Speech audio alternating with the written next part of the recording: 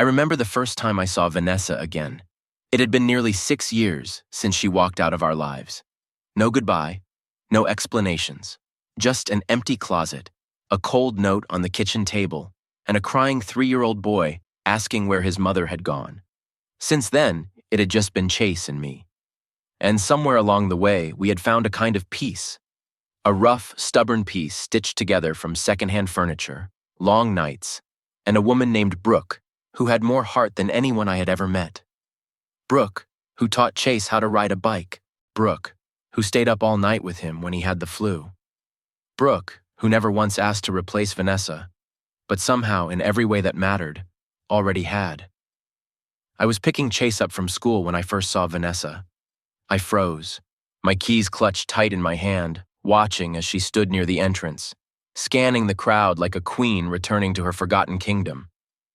She looked almost exactly the same, maybe even more beautiful if that was possible.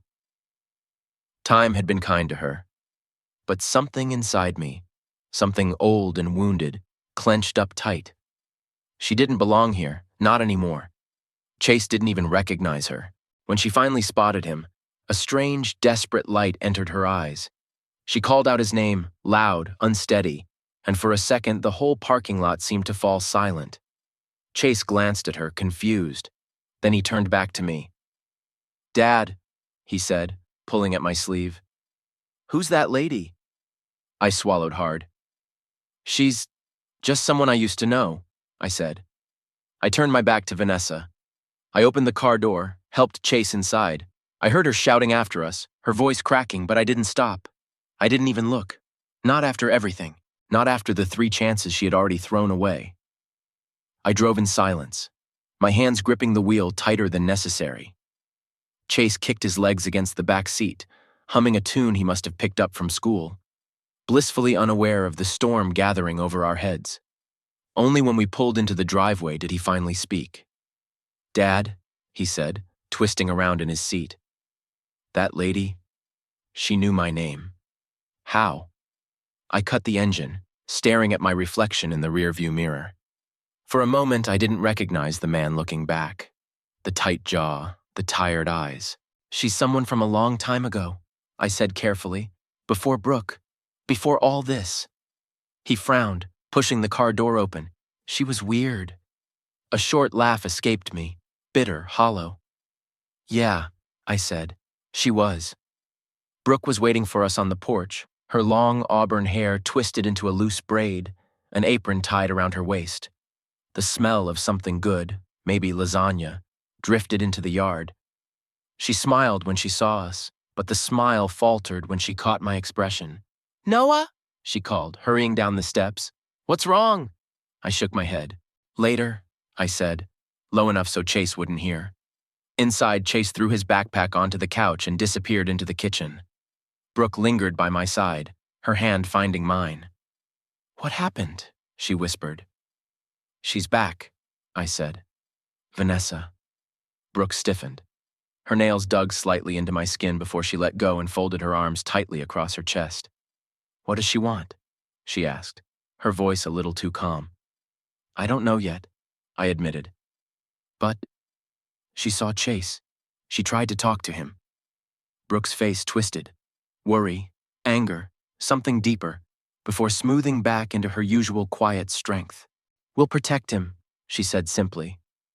And God help me, I wanted to believe that was enough. But deep down, I knew better. The next day, she came to my work. I was stacking boxes in the back of the hardware store when I heard my name, not called out, not shouted but spoken like a prayer. I turned, and there she was, Vanessa. She was dressed in an expensive coat, sleek boots, her hair falling in perfect, effortless waves. Out of place here, among the dust and the grit. "Noah," she said, stepping closer. I didn't move, didn't breathe. "What are you doing here?" I said finally, my voice flat. "I needed to see you," she said. "Please, can we talk? Somewhere private?" I shook my head. "I have nothing to say to you." Her eyes shone, whether from fake tears or real ones, I couldn't tell anymore. "I made a mistake," she said, her voice cracking. "I should never have left. I know that now. I was lost, Noah. I barked a short, humorless laugh. You were selfish, Vanessa. That's not the same thing.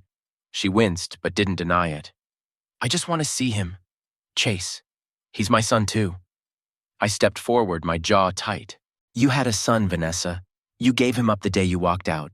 He's not some accessory you can pick up again because you're lonely or bored. She bit her lip, hard enough I thought she might draw blood. I didn't come back for me, she said. I came back for him.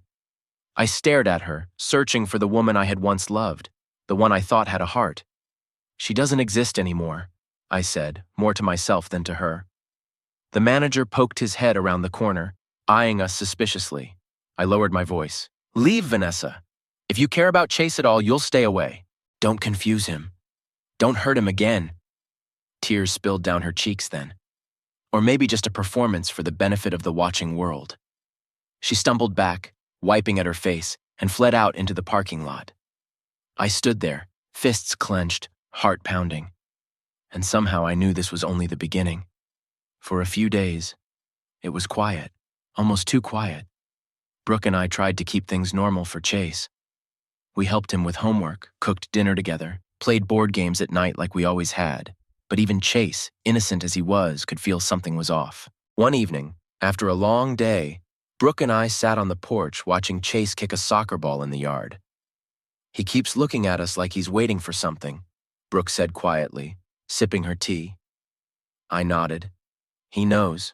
Kids always know, even when you think you're hiding it.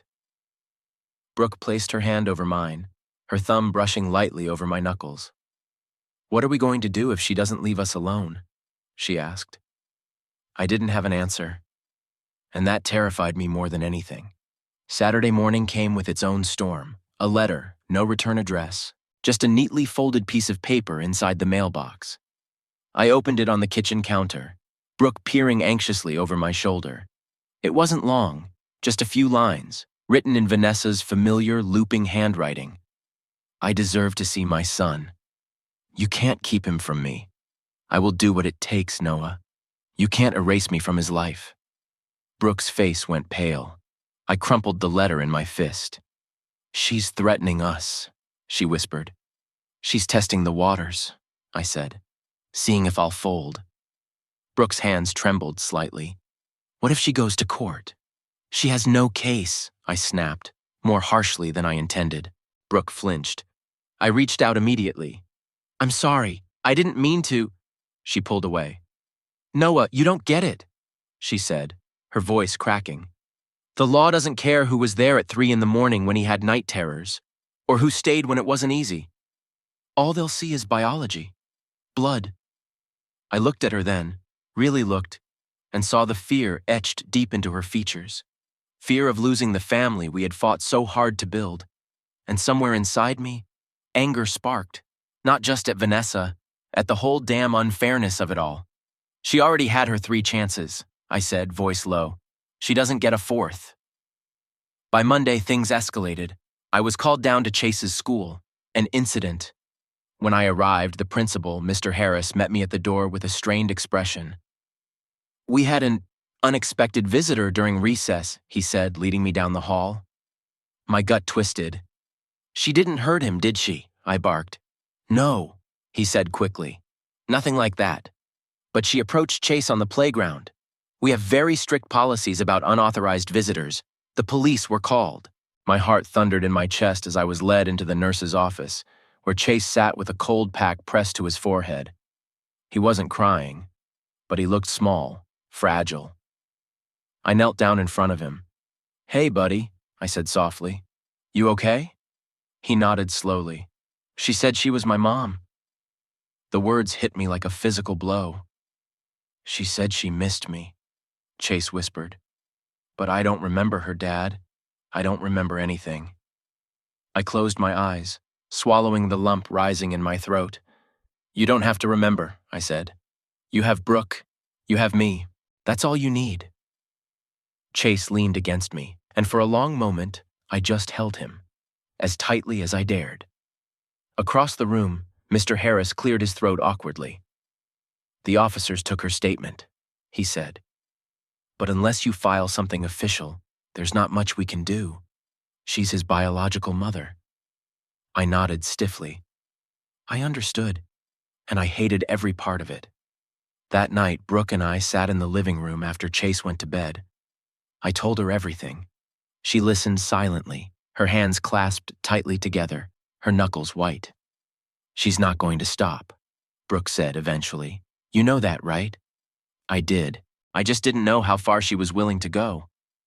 She's already crossed a line coming to the school, I said. Maybe the court will see that. Brooke stared at me, tears shining in her eyes. Noah, she whispered. What if she tries to take him? The words hung heavy between us, a nightmare neither of us dared to voice until now. I pulled her close, feeling her heartbeat pounding against mine. I won't let that happen, I said. I swear to you, Brooke, over my dead body. But even as I said it, doubt gnawed at me. Because Vanessa had already proven she was willing to break the rules. And this time, she wasn't going to play fair. The next morning I made the call. I hated it, but it had to be done. Attorney's office, consultation appointment. When I hung up, Brooke was at the kitchen table, nursing a cold cup of coffee, her eyes rimmed red from a night spent tossing and turning. You're really doing it? She asked. I nodded grimly. Restraining order. And I want to know what our rights are before she files anything first.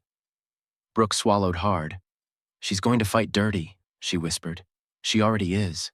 The attorney's office was tucked into a strip mall between a vape shop and a laundromat. Not exactly comforting. The lawyer, a tall, severe woman named Denise Carter, listened silently as I laid everything out. The abandonment, the years of silence, the sudden return, the incident at the school. When I finished, she leaned back, tapping her pen against her notepad. You have a strong case, she said, especially if you've been the sole provider and guardian all this time. She paused. But, I stiffened. But what? Biological connection matters. Courts are reluctant to cut off parental rights without extreme circumstances. Abuse, criminal activity, abandonment documented legally. She set the pen down. Did you ever file for full custody when she left? No, I said slowly. At the time, I just wanted to move on. I didn't think she'd ever come back. Denise's expression didn't change. Emotionally, you're 100% right. Legally, it complicates things. I rubbed a hand over my face. She could petition for joint custody, Denise continued, or at the very least, visitation. I looked up sharply. Supervised? Maybe, if we can prove she's a destabilizing force. She folded her hands. But you need documentation. Witness statements. Proof she abandoned the child. Proof that reintroducing her would cause emotional harm. Proof, paper, evidence. My gut twisted. It didn't matter what Chase felt. It didn't matter that Brooke had been more of a mother than Vanessa ever was. It only mattered what I could prove. That night, Brooke and I sat down together after putting Chase to bed. I laid everything out for her, every brutal detail. When I finished, she just sat there staring at her hands. She could take him away, she said finally. No, I said quickly. Not without a hell of a fight. But she could get visitation, supervised or not. It means letting her back into his life. I didn't answer. I didn't have to. Brooke stood up, pacing the room, her hands trembling. I can't, she choked. I can't stand the thought of her confusing him, hurting him. And what about me, Noah? What am I, just some placeholder? I shot up and grabbed her arms gently, forcing her to meet my eyes. You're his mother, I said fiercely. In every way that matters. Don't ever doubt that. She sagged against me, the fight draining out of her. I'm scared, she whispered. So am I admitted. The next blow came faster than I expected. A knock on the door at 8 in the evening. I opened it to find a man in a suit, thin, sharp-eyed, clipboard in hand. Noah Whitaker? He asked. Yes, I said warily. He held out an envelope. You've been served. I took it numbly, watching as he turned and walked away without another word. Brooke appeared at my side, her face pale.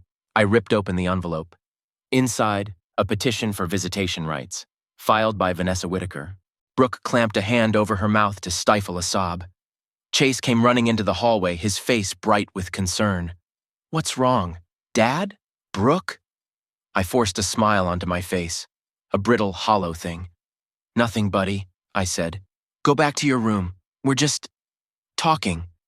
He hesitated, then disappeared down the hall. I closed the door slowly and leaned back against it, the papers heavy in my hand. "She's really doing it," Brooke said, her voice shaking. "Yeah," I said. "She's going to drag us into the mud." And somehow I knew. This was going to get much, much worse before it got better. Denise worked fast. Within 48 hours, she filed for a restraining order against Vanessa, at least for Chase's school grounds and our home. Temporary protection. A small shield against a woman who knew how to slip through cracks. Meanwhile, Brooke and I scrambled to gather everything we could. Old emails, text messages, witnesses who remembered the nights she never came home. Anything to paint a true picture of who Vanessa Whitaker had been, and still was. One night, digging through the battered old filing cabinet in the garage, I found it. An email, dated nearly 6 years ago, from Vanessa. "I can't do this anymore. I need my freedom. Chase will be fine. You're better at this whole family thing than I am anyway." I stared at the screen, my hands trembling. Freedom. She left for freedom. Not because she was trapped or abused or threatened, because she was bored. I printed it out, clutching the paper like a lifeline. When I showed it to Brooke, she let out a broken laugh. She buried herself with her own words. "Maybe," I said grimly. "But courtrooms aren't always about the truth. Sometimes they're about the better performance." The first hearing came faster than I expected. Brooke stayed home with Chase while I went alone, dressed in my best suit, a jacket that barely fit anymore, and a tie Chase had picked out for me last Christmas. The courthouse smelled like old wood and cheap coffee, the kind of place where lives were picked apart in the open. Vanessa was already there when I arrived. She wore a soft pink dress, her makeup understated, her hair pulled back into a simple braid. She looked every bit the grieving, desperate mother, the picture of redemption. When our eyes met, she offered a small, pained smile, for the judge's benefit, no doubt. I clenched my fists at my sides and turned away. Her attorney, a smug man named Curtis Malone, stood beside her, shuffling papers. The bailiff called us in. Inside, Judge Lawrence, an older man with a heavy brow, presided over the case. "Miss Whitaker," he said, peering over his glasses, "you are petitioning for visitation rights for your biological son, Chase Whitaker. Is that correct?" "Yes, Your Honor," Vanessa said, her voice trembling just enough. "And Mr. Whitaker," the judge turned to me, "you are opposing on the grounds of abandonment and the child's best interests?" "Yes, Your Honor," I said, my voice steady.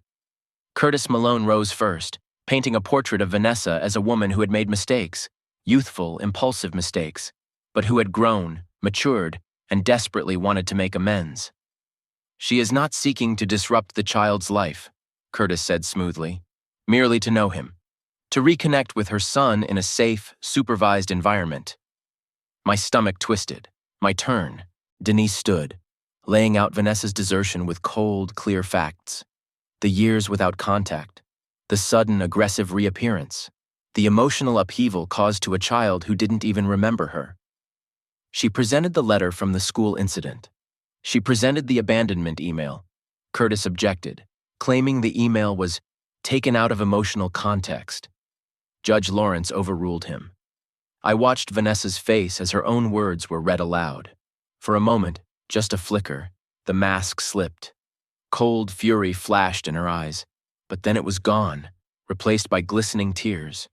When Denise finished, Judge Lawrence rubbed his temples. "I will review all materials carefully before making a decision," he said. "Until then, there will be no visitation permitted." Relief flooded through me, temporary, fragile, but it was something. Outside the courtroom, Vanessa cornered me. "Noah," she said, her voice low and urgent, "you're poisoning him against me. You think you're the hero in this? You're just selfish." I stared at her, stunned by the sheer gall. "You had your chances," I said quietly.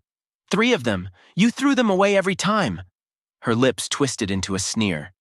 "We'll see what the court thinks. she spat, before stalking away with Curtis on her heels. I stood there for a long moment, the old rage burning hotter than ever. Brooke was right. Vanessa wasn't going to fight fair, and she wasn't going to stop until there was nothing left standing. The next few weeks dragged like a slow-motion nightmare. Every morning I woke up wondering what new hell Vanessa had prepared for us. Every night I lay awake, listening for some threat I couldn't yet see but knew was coming. Brooke started losing weight, not on purpose. Stress gnawed at her like a living thing. She barely touched her food, her hands shaking when she thought I wasn't looking. I caught her crying once, silent, wrecked, in the laundry room. She didn't even know I saw. The second hearing was scheduled, this time to discuss the possibility of supervised visitation, pending psychological evaluations for both parties. Denise warned me beforehand. "They'll frame it like you're the one alienating Chase from his mother. Be ready." Alienating, as if protecting my son from a ghost who abandoned him was some kind of crime. The morning of the hearing, Brooke stopped me at the door. "Noah," she said, voice trembling. "Promise me something. Anything. If it comes down to it, if they force you to pick between fighting her or protecting Chase from the circus, you pick Chase, even if it means giving up everything else." I stared at her, heart splitting clean down the middle. "I'm not giving him up," I said. "I know," she said, smiling through tears. "But sometimes, winning looks different than we think." I kissed her forehead, promising myself I'd never have to make that choice, not if I had anything to say about it. Court was worse this time. Curtis Malone pulled out every dirty trick in the book. He introduced character witnesses, people who barely knew Vanessa but were willing to swear she had changed. "She volunteers at a women's shelter now," one said. "She's deeply involved in church activities," said another. A carefully crafted image, a rebrand. Then they attacked me. Curtis implied, without saying it directly, that maybe Chase's lack of memory about Vanessa wasn't natural. Maybe it was encouraged. Maybe Brooke and I had reprogrammed him. The bile rose in my throat. Denise objected loudly, and the judge warned Curtis to stay within the facts. But the damage was done. Doubt. Once planted, it was hard to rip out. Afterward, I sat in Denise's office, staring at the peeling wallpaper as she spoke. "We have to agree to the psychological evaluation," she said. "It's not optional." I nodded numbly. Chase would be evaluated too. Prodded, questioned by strangers looking for cracks. Brooke sat stiffly beside me, her hands twisted together. "She's poisoning everything," she whispered. Denise sighed. "The court wants to believe in second chances.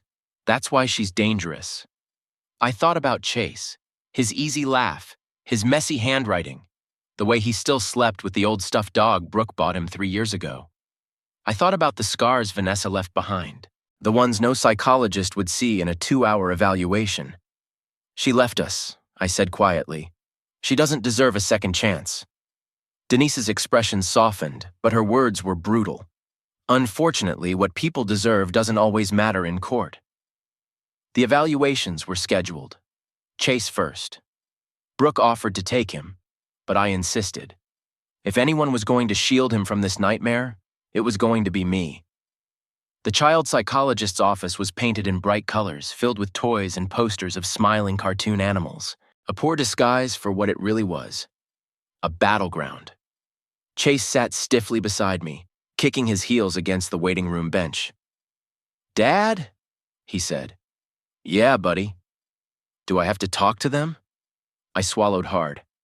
"Just answer their questions, okay? Tell the truth. There's nothing wrong with how you feel." He nodded, but I could see the fear in his eyes. When the door opened and the woman called his name, he hesitated. I knelt beside him. "I'll be right here," I said. He hugged me tightly, then walked inside. The door closed, and for the first time since this whole nightmare started, I felt truly helpless. 2 hours later, Chase emerged, looking exhausted. The psychologist followed, clipboard in hand, giving me a tight professional smile. "We'll submit our findings to the court," she said. I wanted to ask her what she thought. I wanted to shake her and scream, "Didn't you see? Didn't you see the damage already done?" But I didn't. I just took Chase's hand and led him out of there. When we got home, Brooke pulled him into her arms, tears running down her face. That night, I sat awake long after everyone else went to bed, staring at the ceiling, wondering what would happen next, wondering how much more we could lose before it was over. The evaluation results arrived 2 weeks later. Denise called me into her office personally. The moment I saw her face, tight, grim, I knew it wasn't good. "They're recommending supervised visitation," she said without preamble. I stared at her. "What?" My voice cracked. Denise slid the report across the table. The psychologist's neat handwriting detailed their findings in calm, clinical language. Chase was well-adjusted, stable. But, and there was always a but, they found no evidence that seeing Vanessa would pose immediate psychological harm. "In cases like this," Denise said carefully, "the courts prefer to err on the side of reunification." My fists clenched so tightly that my knuckles ached. "She's a stranger to him," I ground out. "You read this, you know she's a stranger." Denise's eyes softened. "I know, but to the court, biology speaks louder." I couldn't breathe. I felt like the walls were closing in. "What does supervised visitation even mean?" I asked hoarsely. "It means she gets to see Chase, in a neutral environment, with a professional monitor present, 1 hour at a time. No physical custody, no overnight stays." It still felt like a betrayal. It still felt like a violation. "She abandoned him," I whispered. Denise nodded. "We can appeal. We can fight to limit the visits. But if we refuse outright..." She let the sentence hang in the air like a noose. The court could view me as obstructive, uncooperative, and Chase could be caught in the middle even worse than he already was. I broke the news to Brooke that night. She sat on the couch, pale and shaking, her hands gripping a throw pillow like it was a life raft. "No," she said flatly. "No, Noah, we can't. We can't let her near him." "I know," I said. "But if we fight too hard, we lose everything." Tears spilled down her cheeks. "I don't understand," she choked. "How can they look at everything we've done, everything you've done, and still think she deserves another chance?" I didn't have an answer. I just pulled her into my arms and held her while she cried. When she finally pulled away, her face was hard. "I'm coming to the visits," she said. "I don't care if the court says only one guardian needs to be there. I'm going. I'm not letting her near him alone." I nodded. I wouldn't have it any other way. The first supervised visit was scheduled for the following Saturday. A sterile, government-run visitation center tucked into a gray building downtown. Brooke, Chase, and I sat in the waiting room, the fluorescent lights buzzing overhead. Chase leaned against me, clutching his old stuffed dog tightly. "Dad," he whispered, "do I have to go?" I swallowed hard. "I'll be right there," I said. "You're safe, I promise." The door opened. Vanessa stepped inside. She wore a soft blue sweater and jeans. No makeup, hair in a loose ponytail. She looked normal, deceptively normal. Her face lit up when she saw Chase. "Hi, baby," she said, her voice trembling with fake emotion. Chase stared at her blankly, unmoving. The visitation supervisor, a stern woman named Mrs. Jenkins, cleared her throat. "You can begin," she said. Brooke and I sat in chairs along the wall, silent, watching. Vanessa knelt in front of Chase, her hands clasped together.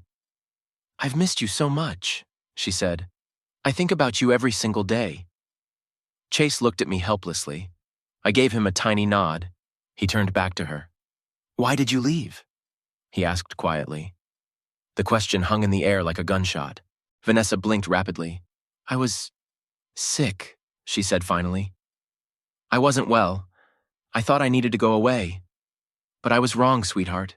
I'm better now. And I want to be in your life." Lies. Half-truths spun into pretty words.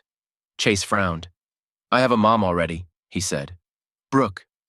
Vanessa's smile faltered. "I know," she said sweetly. "Brooke's wonderful. But there's room for me too, don't you think?" Chase shifted uncomfortably, clutching his stuffed dog tighter. I fought the urge to stand up and end it right there. Mrs. Jenkins watched everything, scribbling notes on her clipboard. Every word. Every look. It all became evidence. After the visit ended, Chase bolted into Brooke's arms the moment the door closed behind Vanessa. "I don't like her," he whispered. "She smells like perfume." Brooke laughed through her tears, smoothing his hair back. "It's okay, baby," she said. "You were so brave." I thanked Mrs. Jenkins, who gave me a tight nod but said nothing. No feedback, no comfort, just cold, professional neutrality. That night, Brooke and I lay in bed, staring at the ceiling.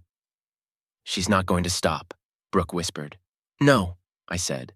"She's going to use those visits, build a case, make herself look good." "She's going to try for custody next," Brooke said, her voice hollow.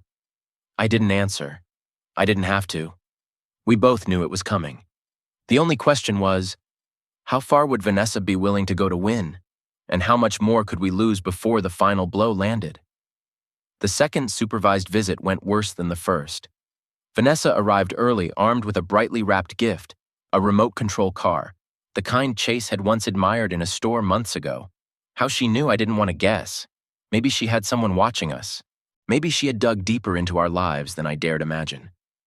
Chase took the gift reluctantly, holding it like a bomb about to go off. "You can keep it, sweetheart," Vanessa cooed, loud enough for the monitor to hear. "Just a little something to show I care." Chase looked at me. I gave him the smallest nod. "Take it, don't make trouble." He muttered a quiet, "Thank you," his small voice barely above a whisper. Vanessa smiled, victorious. Later, when we got home, Chase shoved the car deep into the back of his closet, untouched. "I don't want it," he said. "It feels weird." Brooke knelt in front of him, brushing his hair gently. "You don't have to play with it, baby," she said softly. "You don't have to do anything you don't want to." Chase nodded, but his shoulders were slumped. The damage was already being done, one chip at a time. A week later, Denise called. "She's filing for partial custody," she said. The words didn't feel real. "She's arguing that the positive visitation reports prove she's reformed, that ongoing supervised visitation is emotionally harmful, and Chase needs to bond naturally." I felt like I was drowning. "She barely knows him," I said, my voice hollow. Denise sighed. "The system doesn't see it that way." I gripped the phone so tightly my knuckles turned white. "What are our options?" I asked. "We fight it," Denise said. "Hard. Witnesses, testimonies, psychological reevaluation requests. Show that uprooting Chase would cause more harm than good." "And if we lose?" Denise was silent. I didn't need her to answer. I already knew. At home, Brooke tried to stay strong, but that night after Chase was asleep, she broke down completely. "He's our son," she sobbed, "not hers. She gave him up. She doesn't get to just walk back in like none of it happened." I sat beside her, feeling utterly powerless. "We're not going to let her take him," I said. "I swear to you."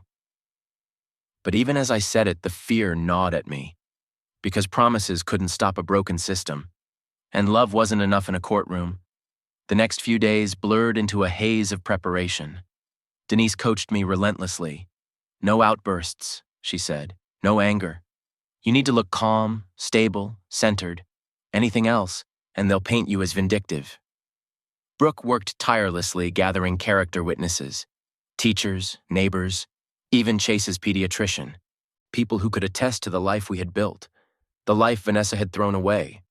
We compiled pictures, school records, daycare bills, a mountain of evidence showing every scraped knee, every bedtime story, every small victory that had nothing to do with Vanessa.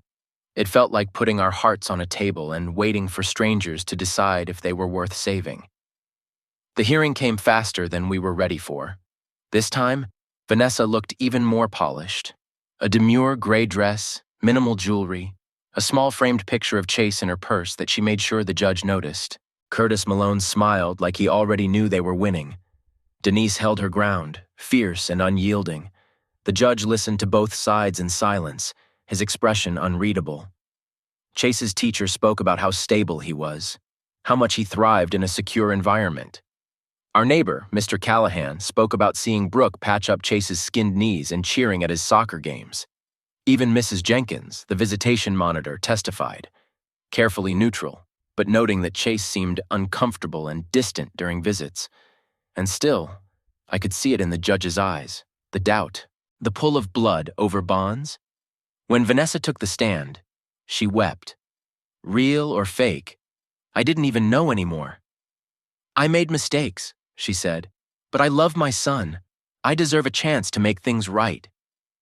Curtis painted her as a woman wronged, a mother fighting against a bitter ex and his replacement wife. Every word was a dagger. When it was my turn to speak, I told the truth. I told the court about the nights Chase cried himself to sleep, asking where his mother had gone. I told them about Brooke's unwavering love, her silent sacrifices. I told them how Chase didn't remember Vanessa, because you can't remember someone who never stayed.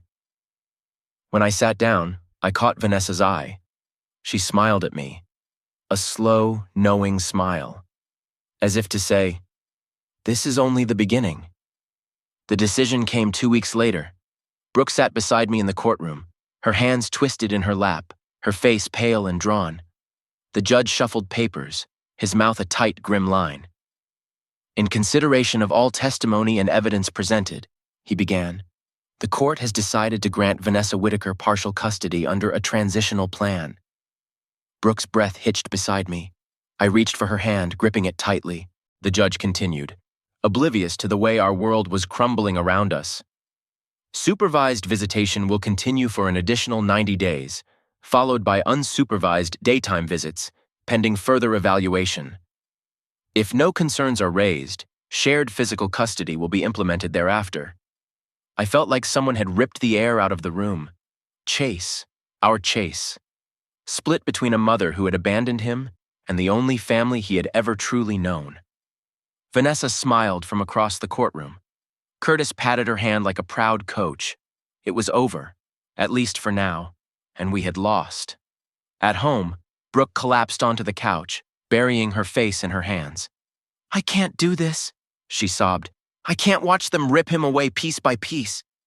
I knelt in front of her. "We haven't lost him," I said fiercely. "Not really. Not yet." Brooke lifted her head, her eyes red and raw. "What are we supposed to do, Noah? Just sit here while they feed him to her?" "No," I said. "No more playing by their rules." She stared at me, wary. "What are you thinking?" I hesitated, because the truth was ugly, dangerous. "I'm thinking," I said slowly, "that maybe it's time we started fighting the way she fights." Brooke said nothing, but deep down, I knew she agreed. The next day, Denise called me into her office. "There's something you need to know," she said, sliding a file across the table. I opened it. Photographs. Reports. Vanessa's new, perfect life wasn't as spotless as she made it seem. She had been evicted from 2 previous apartments for non-payment. A DUI arrest 5 years ago. Expunged, but still noted. A string of failed jobs. A mountain of credit card debt. "How did Curtis miss this?" I asked. Denise gave a grim smile. "He didn't. He buried it. And Vanessa's cleaned up her record just enough to look good in court." "But if this comes out," I began. Denise nodded. "It changes everything. Evidence. Real evidence. Not just emotional pleas or desperate testimonies. Cold, hard facts." That night, I told Brooke. For the first time in weeks, I saw a spark of hope in her eyes. "Then we use it," she said. "Every last piece." I nodded. But even as the plan formed in my mind, I knew we had to be careful. Vanessa wasn't stupid. She would fight back twice as dirty if she realized the tide was turning. We needed to be smart, precise. A single misstep, and we could lose everything. The next supervised visit came on a cloudy Saturday morning. Vanessa was all smiles and sugary words. "Maybe next time we can go to the zoo," she chirped, ruffling Chase's hair. Chase shrugged, non-committal. Brooke and I sat stiffly against the wall, barely breathing. When the visit ended and Mrs. Jenkins led Vanessa out, I caught the smug tilt of her chin, like she already thought she had won. Good. Let her think that. Let her think she was untouchable. Because soon, the real fight would begin. Later that evening, after Chase was asleep, Brooke sat at the kitchen table sorting through documents while I scrolled through Vanessa's old social media profiles. Most were sanitized, carefully curated images of her smiling, volunteering, cooking. But hidden between the lines, there were cracks, old friends tagged in blurry bar photos, late-night posts filled with rage and self-pity, long since deleted but still cached in forgotten corners of the internet. Proof that Vanessa's transformation was nothing but a costume, and I was ready to tear it off in front of the whole damn world. I printed everything: photos, arrest records, evictions. I compiled statements from old landlords and employers willing to speak off the record about her unreliability, her lies. We built a new case, not just defensive, offensive. When I showed Denise, she nodded slowly, a rare glint of approval in her eyes. "It's risky," she said, "but if you're willing to see it through, it could destroy her credibility completely." "I'm willing," I said without hesitation, because Chase deserved better than a mother who treated love like a prize to be won, and I was done playing nice. The final hearing was scheduled, the one that would decide everything. Either we would keep Chase, or we would lose him. I barely slept in the days leading up to it. Brooke moved like a ghost through the house, her shoulders tight, her smiles brittle and forced. Even Chase, innocent and trusting, picked up on the tension. "Is something wrong, Dad?" he asked one night as I tucked him into bed. I smoothed his hair back. "Nothing you need to worry about, buddy," I said softly. "You just be you. That's enough." He nodded sleepily, clutching his stuffed dog tight. I kissed his forehead, swallowing down the lump in my throat. The morning of the hearing, Brooke stood by the window, staring out at the rain. She wore a simple navy dress, her hair pinned back, her face pale but fierce. When I touched her shoulder, she turned to me, her eyes burning. "Whatever happens," she said, "I'm proud of you, of us, of the family we built." I nodded, unable to trust my voice. We had fought for Chase with everything we had. Now, it was time to finish it. The courtroom buzzed with low murmurs as we entered. Vanessa was already there, sitting smugly beside Curtis Malone. She wore a pristine white blouse and pearls, her makeup flawless. The picture of innocence. I wondered if she had even an ounce of shame left. The bailiff called the court to order. Judge Lawrence entered, his face as grim and unreadable as ever. "Today we will finalize the custody arrangement regarding Chase Whitaker," he announced. "Both parties will be allowed final statements before the ruling." Curtis went first, of course. He stood, buttoning his expensive jacket, and launched into a sermon about forgiveness, second chances, and the sacred bond between mother and child. Vanessa dabbed her eyes with a tissue at all the right moments. The performance was masterful. If I hadn't known the truth, I might have believed it myself. When Curtis finished, Denise rose smoothly. She didn't waste time. No poetry, no theatrics, just the facts. She laid out Vanessa's hidden life, the evictions, the drinking, the financial irresponsibility. She presented statements from former employers who described Vanessa as unreliable, dishonest. She read aloud Vanessa's old social media posts, angry, spiteful rants about being trapped by motherhood. Curtis objected several times. Each time, the judge overruled him. Slowly, the room changed. I saw it in the way the judge's mouth tightened. I saw it in the way Vanessa's face began to crumble at the edges, the mask slipping. Finally, Denise turned to the judge. "This is not about punishing a woman for her past," she said. "This is about protecting a child's future. Chase Whitaker deserves stability. He deserves love. He deserves the people who have been there every single day, not the ones who show up when it's convenient." Silence. Heavy. Final. The judge called a brief recess to review the evidence. Brooke and I sat together in the hallway outside the courtroom. Chase's picture was in my wallet. A tiny, crinkled photo from his last soccer game, his grin bright and full of life. I clutched it like a lifeline. Across the hall, Vanessa sat hunched over, Curtis whispering furiously in her ear. She looked rattled now, off balance. Good. Let her feel even a fraction of what she had done to us. When court resumed, the judge wasted no time. "I have reviewed all evidence submitted," Judge Lawrence said. His voice was grave, heavy with the weight of what he was about to do. He turned to Vanessa first. "Miss Whitaker, while the court acknowledges your efforts to reestablish contact with your son, The evidence presented today raises serious concerns about your stability and judgment. As such, I find that granting shared custody would not serve the best interests of the child at this time. I felt Brooke's hand squeeze mine. Hard. The judge continued. Primary physical custody will remain with Mr. Whitaker. Miss Whitaker will be permitted supervised visitation only, subject to strict monitoring and review after 1 year. Vanessa gasped audibly. Curtis muttered something under his breath, shaking his head. I didn't hear the rest. Relief crashed over me like a tidal wave, stealing my breath, my strength. Brooke buried her face against my shoulder, sobbing quietly. We had won. Not because the system was fair, not because the world had suddenly seen the truth, but because we had refused to give up, because we had fought until there was nothing left to give. Outside the courthouse, Vanessa stormed past us without a word, her heels clicking sharply against the marble floor. For once, she had no clever smile, no parting shot, just cold, bitter silence. Brooke hugged me tightly, tears streaming down her face. I can't believe it's over, she whispered. I held her close, feeling Chase's photo pressed between us like a promise. It's never really over, I said quietly. But today, we breathe. And for the first time in what felt like forever, I did. The first few days after the ruling felt surreal.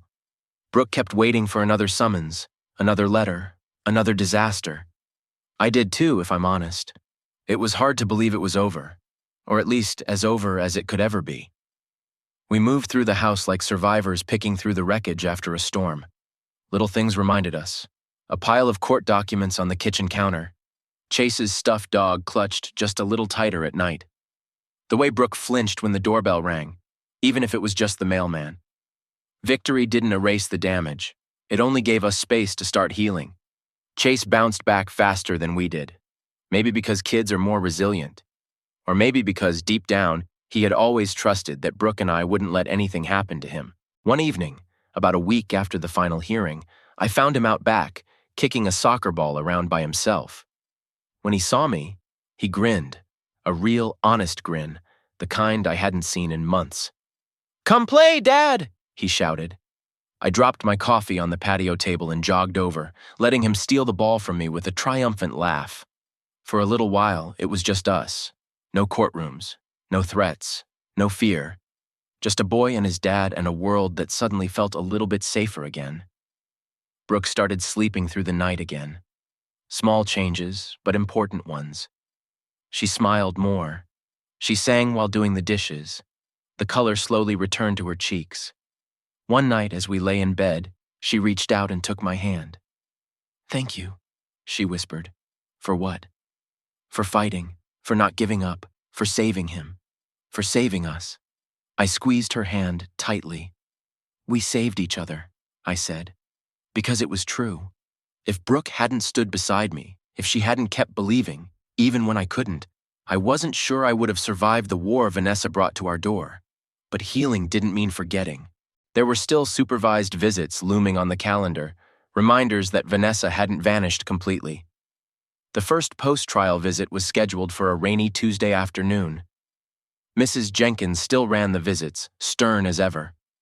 Chase wasn't thrilled, but he didn't protest either. When we arrived at the center, Vanessa was already there, waiting. She looked different now, not polished, not put together, tired, frayed. Her makeup was heavier, caked on to hide the exhaustion underneath. When Chase entered the room, she smiled, but it was brittle, cracked at the edges. Hi, baby, she said. Chase gave a polite, stiff nod. Mrs. Jenkins sat nearby, clipboard ready. Brooke and I waited in the hallway, listening through the thin walls. Vanessa tried to chat, asking about school, about soccer, about friends. Chase answered in short, disinterested bursts. He didn't hate her, but he didn't love her either. She was just a stranger he had been forced to meet. When the hour ended, Chase stood up without prompting. Is it over? He asked. Vanessa's face crumpled slightly. Yes, sweetheart, she said. He walked out without a backward glance, and I realized, in that moment, that Vanessa had already lost far more than a custody battle. She had lost the right to be called Mom, and no judge could ever change that. That night, Chase snuggled between Brooke and me on the couch, watching a movie. Halfway through, he looked up at Brooke and said, "I'm glad you're my mom." Brooke froze, blinking rapidly. I squeezed her hand gently. She cleared her throat and kissed the top of Chase's head. "I'm glad too, baby," she whispered. I turned back to the movie, but my throat felt tight. Because this was what we had fought for. Not just legal custody, not just papers and signatures, but moments like this. Unscripted, unprompted, real.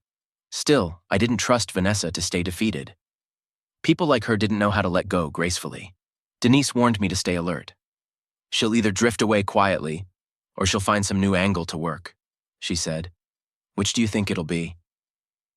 Denise gave a tired smile. "I stopped betting on crazy a long time ago. I knew one thing for sure. Whatever came next, if anything came at all, we would face it together. Brooke, Chase, me. A family not built on blood, but on love. Stronger than paper. Stronger than lies. Stronger than anything Vanessa could throw at us." The weeks after the final hearing passed quietly, almost too quietly. Brooke called it the waiting for the other shoe to drop phase. We tried to settle into normal life again, whatever that meant. School runs, soccer practices, family movie nights, things that should have felt ordinary, but now felt almost precious. Each morning when Chase bounded downstairs, bright-eyed and laughing, it felt like a victory. Each night when Brooke curled up beside me, sighing softly in her sleep, it felt like a miracle. But some nights, I still lay awake, listening, waiting. Because deep down, I knew Vanessa wasn't gone. Not really. Not yet. The next supervised visit was scheduled for a Thursday afternoon. Brooke and I both took the day off work. Not because we didn't trust Mrs. Jenkins. We did. But because there was always the possibility that Vanessa would find a new way to twist the knife. When we arrived at the center, Vanessa was already there. But something was different. She was thinner, almost gaunt. Dark circles under her eyes, barely hidden by makeup. Clothes a little wrinkled, hair a little unkempt. A shadow of the woman who had once played the part of perfect mother so well. When Chase entered the room, she stood awkwardly. "Hi, Chase," she said. Chase nodded politely but didn't move closer. The visit was strained, filled with uncomfortable silences and forced conversation. When it ended, Chase walked back to us without looking back. I caught a glimpse of Vanessa's face as we left.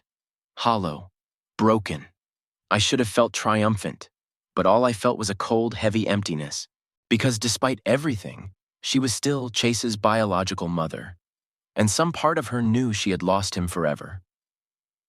That night, after Chase was asleep, Brooke and I sat on the back porch, wrapped in blankets, watching the stars blink into existence one by one. "You think she's done?" Brooke asked. I shrugged. "I think she's tired. Maybe tired enough to stop fighting." Brooke leaned her head against my shoulder. "I hope so." For a while, we just sat there in the cool night air, breathing, healing, trying to believe that maybe, just maybe, the worst was behind us. 2 days later, I got a call. It wasn't from Denise. It wasn't from the court. It was from Mrs. Jenkins. "Mr. Whitaker," she said, her voice brisk but not unkind. "I wanted to inform you that Miss Whitaker has voluntarily canceled all future supervised visits." I blinked, not sure I had heard her correctly. "She what?" "She submitted a written statement this morning. She is terminating her visitation rights indefinitely. No explanation provided." I gripped the phone tighter. "Is this permanent?" "She would have to petition the court to reinstate visitation. It's not easy, and given her history now, unlikely." I sat down heavily. "Thank you," I said, my voice barely above a whisper. When I told Brooke, she cried. Not tears of fear, tears of relief, pure, unfiltered relief. She clung to me like a drowning woman finally reaching shore. And for the first time in what felt like forever, I let myself believe it. We were free. Chase took the news in stride.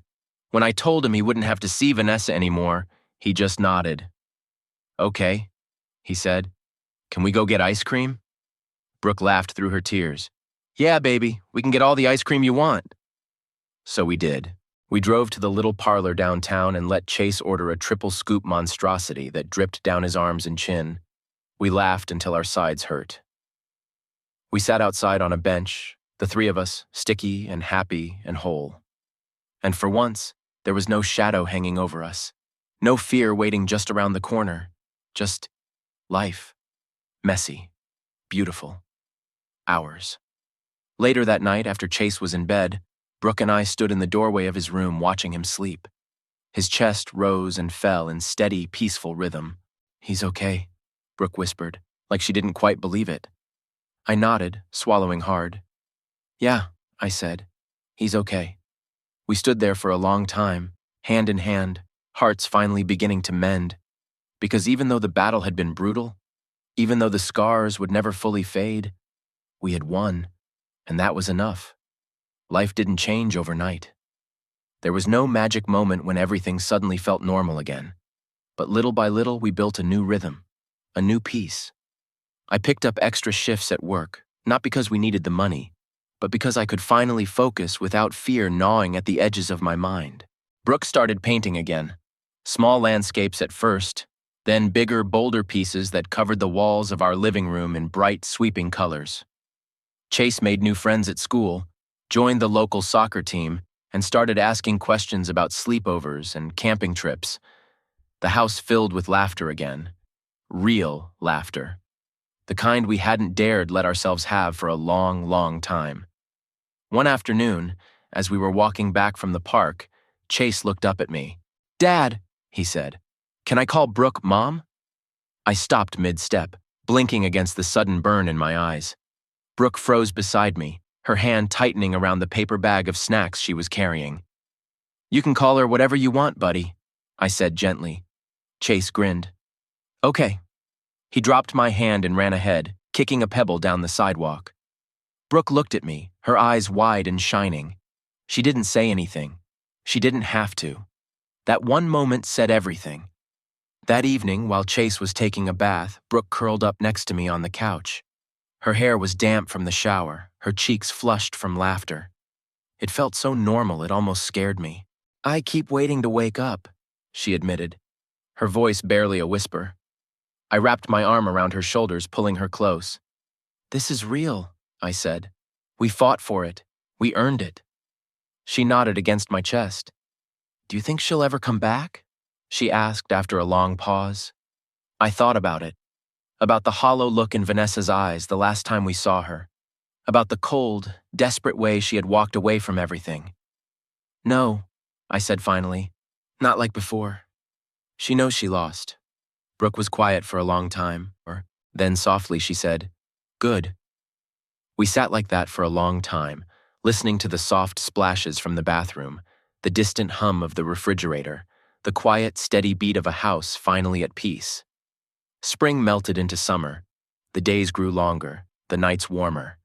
Chase's soccer team made it to the semifinals, and Brooke made matching team shirts with iron-on decals that she insisted were professional quality, even though the letters peeled a little after the first wash. We hosted a barbecue for the neighborhood. The first real party we'd dared throw in years. Kids ran through the yard, laughing and chasing each other with squirt guns. Brooke manned the grill with a fierce determination. I manned the cooler, handing out sodas and beers like some kind of suburban bartender. It was normal, blissfully, painfully normal. And for the first time, I didn't feel like an imposter in my own life. I felt like a man who had survived something, built something, won something. Not a war of trophies or headlines, but something better, something real. Late that night, after everyone had gone home and Chase had collapsed into bed, Brooke and I sat on the back porch, watching the embers of the grill die down. She rested her head on my shoulder, sighing contentedly. "Do you think we're allowed to be this happy?" she asked. I kissed the top of her head. "I think we earned it." She smiled. A real smile, no fear behind it, no sadness, just happiness. Simple, complete. 1 week later, a letter arrived. From the county court. For a second, my heart lurched into my throat, old reflexes dying hard. But when I opened it, it wasn't bad news. It was official. Final confirmation that Vanessa had formally relinquished all parental rights. No loopholes, no appeals, no comebacks. It was over. Completely, irrevocably over. I sat at the kitchen table, the letter trembling slightly in my hands. Brooke found me there a few minutes later. When I showed her the paper, she started crying, silent, shaking tears of relief. I stood up and pulled her into my arms. We didn't say anything. We didn't need to. Because everything we had fought for, every sleepless night, every courtroom battle, every desperate, tear-soaked prayer, had led us here. Freedom, family, home. Summer settled over our town like a warm, gentle hand. The days blurred into each other. Baseball games, barbecues, trips to the farmer's market. We weren't rebuilding a life anymore. We were living one. Chase thrived. His grades improved. His laugh came easier. His nightmares, the ones that used to tear through our house like hurricanes, became less frequent, then disappeared altogether. Sometimes, late at night, I would stand outside his door and listen, just to hear the soft, steady breathing of a boy who finally felt safe. Brooke painted more. Bright fields, endless skies, laughing faces. Our walls, once bare and sterile, now bloomed with life, color, hope, the physical proof that we had survived. One Saturday afternoon, Brooke and I sat on the back porch, sipping lemonade while Chase played in the sprinkler. Brooke leaned back, tilting her face toward the sun. "We should take a trip," she said suddenly. I blinked at her. "A trip?" She grinned. "Yeah, just the three of us. Somewhere far away, somewhere we've never been." I thought about it. About all the years we had been chained to that courtroom, that neighborhood, that fear, a trip, freedom. "I like that idea," I said. Chase came running up, dripping wet, his hair plastered to his forehead. "Trip? What trip?" he demanded. Brooke pulled him into a soggy hug. "A family trip," she said. "Anywhere you want." Chase's eyes lit up. "Disneyland?" he asked hopefully. Brooke laughed. I laughed. "Disneyland it is," I said. And for the first time, it didn't feel like we were running from something. It felt like we were running towards something. Planning the trip became an event in itself. Chase made lists, rides he wanted to try, characters he wanted to meet, snacks he absolutely had to eat. Brooke booked flights and hotel rooms, comparing prices with a fierce determination that made me smile every time I saw her brow furrow in concentration. I renewed my passport, a relic from another life, barely used. Every step we took toward that trip felt like a celebration, a promise to ourselves, a declaration, we're free. One evening, a few days before we were set to leave, I found Brooke on the porch, staring at the horizon. She didn't turn when I stepped outside. "Everything's different now," she said quietly. "Yeah," I said, sitting beside her. "It is." She smiled, but there was a sadness beneath it. "A part of me feels guilty," she admitted, "for being happy, for moving on." I understood. We had lived in survival mode for so long, it felt almost wrong to simply be happy. "It's okay," I said. "It's not betrayal. It's healing." She looked at me then, her eyes soft. "I love you," she said. It still hit me hard sometimes, hearing it, feeling it. "I love you too," I said. We sat there until the stars came out, Chase's laughter echoing through the open windows behind us. The day we left for Disneyland, Chase woke us up at 5 in the morning, too excited to sleep, too alive to wait. Brooke and I stumbled through packing last-minute essentials, laughing at ourselves, laughing at him. At the airport, Chase clutched our hands tightly, bouncing on his heels. "We're going on an adventure," he shouted, earning a few smiles from nearby travelers. Brooke leaned in close. "We already did," she whispered against my ear. I smiled, because she was right. The hardest, bravest, most important adventure of all had already been conquered. This was just the reward. The plane took off and Chase pressed his nose to the window, eyes wide. Brooke squeezed my hand. And for the first time in a long, long time, I didn't feel heavy. I didn't feel hunted. I didn't feel afraid. I felt light, hopeful, whole. As the clouds swallowed the world below, I closed my eyes and smiled. We were free, and the future was ours to claim. Disneyland was everything Chase dreamed it would be. Bigger, brighter, louder. We rode roller coasters until we were dizzy, ate too much cotton candy, took 100 blurry photos, Chase's laughter captured forever between frames. Watching him, I realized something. It wasn't just Chase who needed this. It was Brooke. It was me. It was all of us. We needed to remember what it felt like to live without fear. We needed to remember how to dream again. One night, after Chase had passed out in bed clutching a stuffed Mickey Mouse, Brooke and I sat on the hotel balcony, overlooking the glittering lights of the park. She sipped her coffee, her eyes distant but peaceful. "You know," she said quietly, "if you had told me 2 years ago that we'd be here, I wouldn't have believed it." "Me either," I said.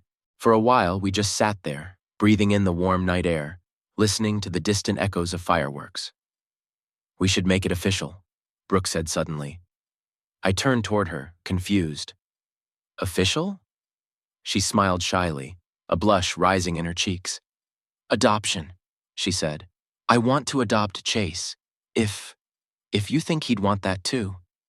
For a moment, I couldn't speak. Emotion clogged my throat, thick and raw. "You really want to?" I whispered. Her eyes filled with tears, but her smile didn't waver. "I already think of him as mine," she said. "He is mine. I just want the world to know it too." I reached out, cradling her face in my hands. "He'd be lucky," I said. "Just like I am." She laughed through her tears and kissed me, soft and sure. It wasn't the desperate kind of kiss born from fear or survival. It was the kind of kiss that said, "We made it. We're still standing. We're not afraid anymore." When we got back home, we sat Chase down in the living room. Brooke twisted her hands nervously in her lap while I explained it. That adoption didn't change how we loved him, that it was just a way to make what we already felt official. He blinked at us, wide-eyed. "Does that mean she'd be my real mom?" he asked, pointing at Brooke. Brooke's breath caught. "If you want," she said softly. Chase grinned. "Okay, just like that. No drama, no hesitation. Just a boy who knew where he belonged." Brooke burst into tears, and I wasn't far behind her. Chase, utterly unfazed, demanded pizza to celebrate. We ordered 2, extra cheese, because sometimes the simplest moments are the ones you fight the hardest for. The adoption process wasn't quick. Paperwork, background checks, interviews. It dragged on for months. But this time, the waiting didn't feel like torture. It felt like anticipation. Hope. The day the judge finalized the adoption, we dressed up. Chase in a tiny blue blazer, Brooke in a flowing green dress, me in my old reliable suit. The courtroom wasn't the cold, hostile place it had once been. Today, it felt warm, hopeful. When the judge banged his gavel and pronounced Brooke officially Chase's mother, the whole room erupted in applause. Brooke dropped to her knees and hugged Chase so tightly he squealed. I hugged them both, my heart so full it hurt. We took pictures outside the courthouse, all smiles, all light. Brooke framed one of them and hung it over the fireplace. A family, whole, real, unbreakable. Life kept moving. There were school projects and birthday parties and scraped knees. There were late-night talks and morning soccer games and endless inside jokes that only made sense to the 3 of us. There were hard days, too. Bad dreams. Tough conversations about the past. But they didn't break us. They only made us stronger. Every scar told a story, not of defeat, but of survival, of love, of family. One night, a few months after the adoption, Chase climbed into bed between us after a bad dream. Brooke stroked his hair until he drifted back to sleep. His small hand curled against her side. I watched them in the moonlight, a fierce, overwhelming gratitude filling my chest. Vanessa had found us again. She had tried to tear us apart. She had been given chances, 3 of them, to be better.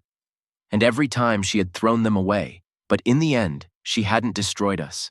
She had only made us stronger, sharper, closer. She was part of our past, but we were the future. Chase, Brooke, me, our family. Not built by blood, built by choice, built by love. And nothing, not even the darkest storms, could ever take that away.